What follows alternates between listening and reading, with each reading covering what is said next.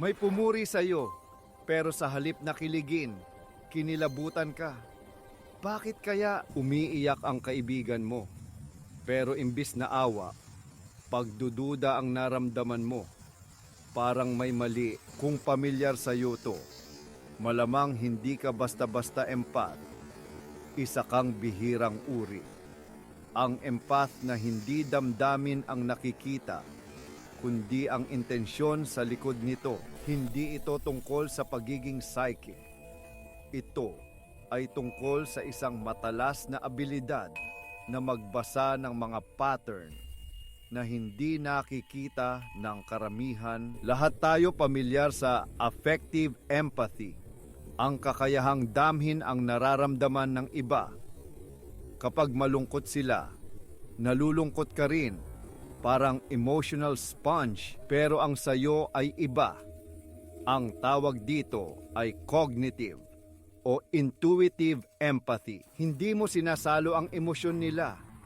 Sa halip, iniintindi mo ito, ina-analyze mo, tinitimbang mo. Ang utak mo ay isang supercomputer na nagpoproseso ng bilyon-bilyong social data, micro-expressions, tono ng boses, aatubiling salita, body language. Kapag ang sinasabi ng isang tao ay hindi tugma sa ipinapakita ng katawan niya, tumutunog ang alarm bell sa isip mo. Yan ang tinatawag mong kutob. Ang problema, madalas, itong superpower mo ay parang isang sumpa. Tinatawag kang cynical, nega o praning. Kasi nakikita mo ang hindi nakikita ng iba. Nakikita mo ang laro sa likod ng mga salita. Ang hidden agenda sa likod ng mga ngiti, at sa totoo lang, nakakapagod. Sobrang nakakapagod na makita ang pagkukunwari sa paligid mo. Minsan, pinagdududahan mo na rin ang sarili mo. Baka ako lang ang may problema. Baka masyado lang akong mapanghusga. Hindi ikaw ang may problema.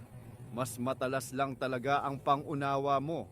Tingnan natin ang ilang halimbawa. Scenario 1. Ang mabait na katrabaho. Nag-aalok siyang tulungan ka sa project mo. Nakangiti, puno ng papuri. Wow, ang galing mo. Hayaan mong tulungan kita dyan.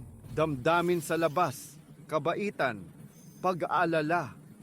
Pero ang nakikita mo ay ang totoong intensyon. Ang makita ang kahinaan mo o ang angkinin ang tagumpay mo sa huli. Ang kutob mo ay hindi paranoia. Ito ay pattern recognition. Nakita mo na ang ganitong tulong dati. Scenario 2. Ang kaibigang biktima, lagi siyang may problema. Palaging umiiyak, palaging humihingi ng simpatya. Lahat na lang ng masama sa akin nangyayari. Damdamin sa labas, kalungkutan, kawalan ng pag-asa. Ang nakikita mo, bili na ay isang anyo ng kontrol. Ang intensyon ay panatilihin kang emotional caretaker nila para hindi nila kailangang harapin ang sarili nilang responsibilidad. Hindi ka manhid. Sadyang nakikita mo lang na ang mga luha nila ay hindi solusyon, kundi isang tool. Scenario 3. Ang sweet na partner. Sa simula, perpekto ang lahat. Sobrang papuri, sandamakmak na regalo, palaging nandyan. You're the best thing that ever happened to me. Damdamin sa labas, pag-ibig, pagsamba.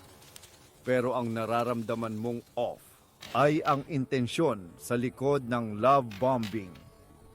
Ang paglikha ng dependency para mas madali kang kontrolin kapag lumabas na ang tunay na kulay. Ang abilidad mong ito ay isang early warning system laban sa manipulation. Huwag mo itong balewalain. So paano mo gagamitin ang superpower na ito nang hindi ka nababaliw o nagiging mapag-isang ermitanyo? Narito ang 4 na hakbang para i-manage ang iyong intentional empathy. Una, magtiwala pero I verify. Trust but verify.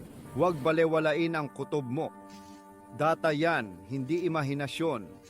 Pero huwag din agad-agad kumilos base lang dito. Tratuhin mo ito na parang isang hypothesis. Ang susunod na hakbang ay maghanap ng ebidensya. Mag-obserba pa, tugma ba ang mga salita nila sa kanilang mga kilos sa paglipas ng panahon? May mga inconsistencies ba sa kwento nila? Ang kutob ang alerto. Ang ebidensya ang kumpirmasyon. Pangalawa, ihiwalay ang obserbasyon sa paghuhusga.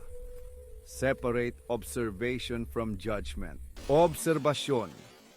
Nakangiti siya habang sinasabi yun, pero mahigpit ang hawak niya sa kanyang tasa. Ito ay factual. Paghuhusga. Sinungaling siya. Ito ay isang konklusyon na maaaring maging premature. Sa pamamagitan ng pagstick sa obserbasyon, binibigyan mo ng puwang ang ibang possibilities. Baka stressed lang siya. Baka may iba siyang iniisip. Pinipigilan nito ang pag-spiral mo sa paranoia at pinapanatili kang grounded sa realidad. Pangatlo, magtakda ng boundaries, hindi pader.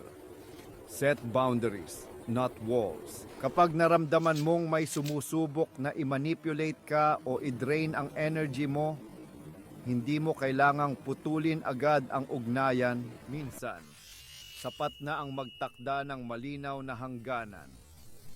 Sa victim friend mo, makikinig ako sa iyo ng 15 minuto, pero pagkatapos niyan, kailangan ko nang bumalik sa trabaho. Ang boundaries ay parang fence. Pinoprotektahan ka nito, pero pinapayagan ka pa ring makita at makipag-ugnayan sa labas. Ang pader ay isolation. Pinapanatili ng boundaries ang iyong kapayapaan nang hindi isinasakripisyo ang iyong koneksyon sa mundo. Pang-apat, hanapin ang iyong tribo. Find your tribe. Ang abilidad mong makakita ng intensyon ay nakakapagod sa mundong puno ng pagkukunwari. Pero isa rin itong ahente para mahanap ang mga totoong tao. Kapag kasama mo ang mga taong authentic, ang iyong intention detector ay kalmado. Walang alarm bell, walang red flag. Ang authenticity ay may pakiramdam ng kapayapaan. Ang sinasabi, ginagawa, at nararamdaman ay magkakatugma. Ito ang hinahanap ng sistema mo. Huwag mong pilitin ang sarili mo na mag-fit in sa mga sitwasyong alam mong peke. Gamitin mo ang iyong abilidad para i-filter ang mga connection mo. Sa huli, ang pagiging isang intentional empath ay hindi isang sumpa. Isa itong superpower sa pag-navigate sa komplikadong social world. Ito ay isang tool para sa self-preservation. Isang gabay para makahanap ng mga tunay at malalim na koneksyon. Ang iyong abilidad